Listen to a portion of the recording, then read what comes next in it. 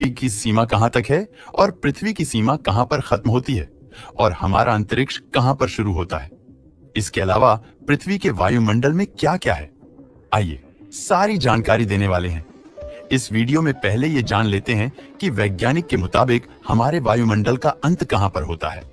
पृथ्वी के वायुमंडल को 5 मुख्य लेयर्स में बांटा गया है। ट्रोपोस्फियर, स्ट्रेटोस्फियर, मेसोस्फियर, थर्मोस्फियर और एक्सोस्फियर, इन सभी सीमाओं को तापमान के मुताबिक बांटा गया है।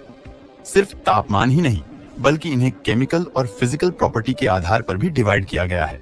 अब सीधी सी बात है कि अगर एक लेयर से दूसरे लेयर में टेम्परेचर डिफरेंस आ रहा है तो उसके फिजिकल और केमिकल कॉम्पोजिशन में भी डिफरेंस जरूर दिखेगा।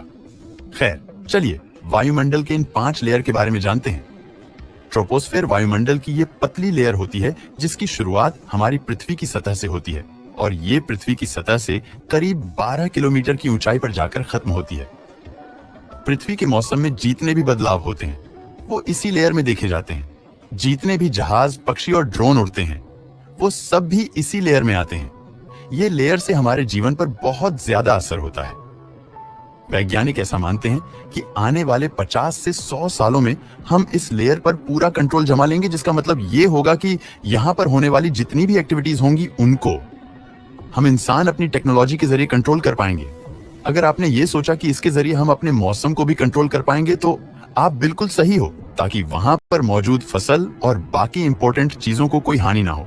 ऐसा कई बार किया जा चुका है, लेकिन कोई भी एक्सपेरिमेंट सफल नहीं हुआ। लेकिन भविष्य में ऐसा होने के बहुत ज्यादा चांसेस हैं। स्ट्रेटोस्फियर, ये लेयर ट्रोपोस्फियर के खत्म होने के बाद शुरू होती है और उससे करीब 38 किलोमीटर की ऊंचाई पर खत्म होती है। इसका मतलब ये हुआ कि इसके आखिरी छोर की ऊंचाई हमारी पृथ्वी की सतह से 50 किलोमीटर की दूरी पर होती है। वायुमंडल की इसी लेयर में ओजोन लेयर भी मौजूद होती है, जो हमें सूर्य से आने वाले हार्मफुल पार्टिकल्स से बचाती है। इस लेयर की फॉर्मेशन पृथ्वी के शुरुआती समय में हुई थी। इस लेयर में हमें वेदर बैलून और हाई फ्लाइंग प्लेन नजर आते हैं। एरोप्लेन को इतनी ऊंचाई पर तब उड़ाया जाता है जब उन्हें लॉन्ग डिस्टेंस ट्रेवल करनी होती है और फ्यूल बचाना होता है। मेसोस्फियर, ये हमारे वायुमंडल की तीसरी लेयर है जिसकी शुरुआत होती है स्ट्रेटोस्फियर के खत्म होने के बाद और अंत होता है पृथ्वी की सतह से 85 किलोमीटर की ऊंचाई पर। यानी अगर हम बात करें इस लेयर की चौड़ाई की तो ये करीब 35 किलोमीटर मोटी होती है। इस लेयर में आते आते पार्टिकल डेंसिटी इतनी कम हो चुकी होती है कि यहाँ पर किसी भी एरोप्लेन को उड़ाना ऑलमोस्ट इम्पॉसिबल हो जाता है। आपने कई जगहों पर टूटते हुए तारों के बारे में सुना होगा, जो असल में एक तारा नहीं बल्कि एक उल्कापिंड होता है जो पृथ्वी के वायुमंडल में आकर जल जाता है। यह जलने का प्रोसेसर कहीं और नहीं बल्कि मेसोस्फियर में ही होता है।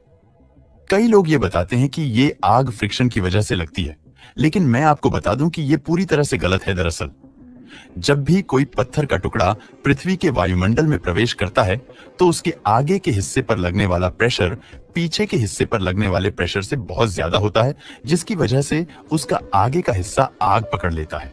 यही कारण है कि हमें वो पत्थर चमकता हुआ दिखाई देता है और इसे लोग टूटता हुआ तारा कहते हैं। मेसोस्फियर के खत्म होने के बाद आती है हमारे वायुमंडल की चौथी लेयर यानी थर्मोस्फियर। इसकी शुरुआत होती है पृथ्वी की सतह से 85 किलोमीटर की ऊंचाई पर और अंत होता है पृथ्वी की सतह से 600 किलोमीटर की ऊंचाई पर। अभी तक हमने वायुमंडल की जितनी भी लेयर्स के बारे में आपको बताया उनमें से ये सबसे ज्यादा चौड़ी है। इसीलिए यहाँ पार्टिकल डेंसिटी बहुत ही ज्यादा कम होती है और यहाँ पर सिर्फ चार्ज पार्टिकल ही मौजूद होते हैं। इंटरनेशनल स्पेस स्टेशन और पृथ्वी का चक्कर लगाने वाली सैटेलाइट इसी लेयर में मौजूद रहती हैं। अगर यहाँ पर पार्टिकल डेंसिटी ज्यादा होती तो सैटेलाइट्स का फंक्शन करना काफी ज्यादा कठिन हो जाता। अब क्योंकि इस एरिया में आईएसएस चक्कर लगा रहा है तो इसका मतलब ये हुआ कि ये अंतरिक्ष में होना चाहिए। वेल, इसके बारे में हम आपको कुछ क्षणों में बताने वाले हैं। अंत में आती है पृथ्वी की सबसे मोटी लेयर जहां पर पार्टिकल डेंसिटी ऑलमोस्ट ना के बराबर होती है। हम बात कर रहे हैं पृथ्वी की आखिरी लेयर एक्सोस्फियर की। इसकी शुरुआत तो पृथ्वी की सतह से 600 किलोमीटर की ऊंचाई पर होती है, लेकिन अंत 10,000 किलोमीटर की ऊंचाई पर होता है। वैज्ञानिक के मुताबिक यही वो एरिया है जहां पर हमारे पृथ्वी का वायुमंडल और अंतरिक्ष आपस में आकर जुड़ जाते हैं। लेकिन फिर भी हम ये नहीं कह सकते कि इसी लेयर से अंतरिक्ष की शुरुआत होती है। यहाँ पर काफी सारा स्पेस डेब्रिस मौजूद है और साथ ही में यहाँ पर आपको बहुत ही कम गैस मॉलिक्यूल देखने को मिलेंगे। इस लेयर को आप टेक्निकली स्पेस ही बोल सकते हो। वायुमंडल को डिवाइड करना काफी आसान था, लेकिन अंतरिक्ष और पृथ्वी की बाउंड्री को बांटना इतना ज्यादा आसान नहीं था, क्योंकि उसके लिए किसी बेस मैट्रिक को चूज करना काफी ज्यादा कठिन था। बेस मैट्रिक चूज करने का मतलब है यह पता लगाना कि हम अंतरिक्ष और पृथ्वी को किस आधार पर बांटे हैं। इस बात पर बहुत सालों से डिबेट की जा रही थी, लेकिन साल 1957 में थियोडोर वॉन कार्मन, एक हंगरी अमेरिकी वैज्ञानिक, ने इसका एक बहुत ही अच्छा एक्सप्लेनेशन देते हैं। उनके मुताबिक पृथ्वी का अंत और अंतरिक्ष की शुरुआत पृथ्वी की सतह से 100 किलोमीटर की ऊंचाई पर होती है। और ऐसा कहने का उनके पास काफी सारे कारण थे, जिनमें से मुख्य कारण था एरोडायनामिक लिफ्ट। उनके मुताबिक अंतरिक्ष और पृथ्वी को एक ऐसी रेखा से डिवाइड करना चाहिए जहां पर पार्टिकल डेंसिटी इतनी ज्यादा कम हो जाए कि कोई भी ऑब्जेक्ट मात्र पार्टिकल्स के जरिए उड़ान ना भर पाए। यह स्टेटमेंट काफी ज्यादा सिंपल है, लेकिन शायद आपको इसमें थोड़ी कंफ्यूजन हो, इसीलिए चलिए इसे थोड़ा अच्छे से समझते हैं। हम जानते हैं कि जितनी भी चीजें पृथ्वी पर उड़ती हैं, फिर चाहे वो आपका स्कूल में बनाया हुआ पेपर प्लेन हो या फिर विशाल प्लेन, उनका एक बेसिक मैकेनिज्म एरोडायनामिक लिफ्ट होता है। इसका मतलब ये हुआ कि इन दोनों ही ऑब्जेक्ट्स को इस तरह से डिजाइन किया जाता है कि वो वायुमंडल में मौजूद पार्टिकल्स का पूरा लाभ उठाएं और इससे अपने वेट को बैलेंस करते हुए हवा में उड़ पाएं। यही कारण है कि हमें एरोप्लेन में विंग दिखाई देते हैं और साथ ही में इसकी बॉडी बिल्कुल रॉकेट की शेप में बनाई जाती है। ऐसे प्लेन को हवा का इस्तेमाल करने में आसानी होती है, जिससे वह आसानी से उड़ पाता है। अब यह तो केस हुआ हमारे वायुमंडल का, लेकिन जैसा कि मैंने आपको पहले ही बताया कि पृथ्वी की सतह से ऊपर जाने पर पार्टिकल डेंसिटी कम होने लगती है, जिसकी वजह से यह एरोडायनामिक लिफ्ट अचीव करना और भी ज्यादा कठिन हो जाता है।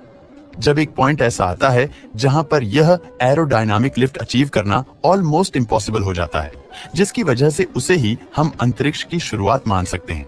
और यह पॉइंट पृथ्वी से बहुत ज्यादा ऊपर नहीं, बल्कि मात्र 100 किलोमीटर की ऊंचाई पर ही मौजूद है। दोस्तों, वीडियो पसंद आया हो तो लाइक और शेयर करें।